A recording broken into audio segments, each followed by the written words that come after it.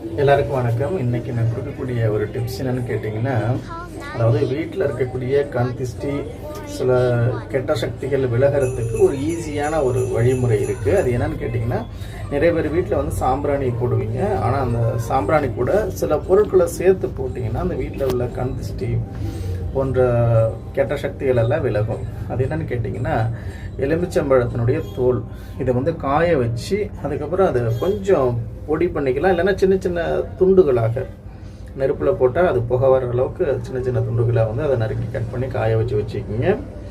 இது கூட வந்து கொஞ்சம் வந்து நெல்லிக்காய் பவுடர், அதாவது பெருநெல்லி, சரிங்களா, அந்த பெருநெல்லிக்காயினுடைய பவுடர் இல்லைன்னா திரிபலாசுரணம் வந்து கடையில் நாட்டு மருந்துகளில் கூட கிடைக்கும்.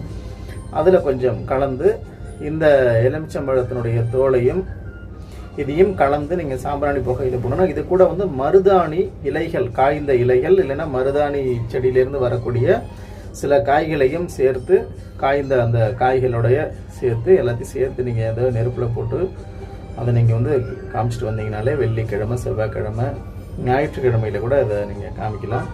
இந்த மாதிரி சாம்பிராணி போடுறதுனால என்ன ஆகும்னா, வீட்டில் உள்ள கெட்டதெல்லாம் போயிடும். உங்கள் வீட்டில் உள்ள கண் திஷ்டி விலகும்.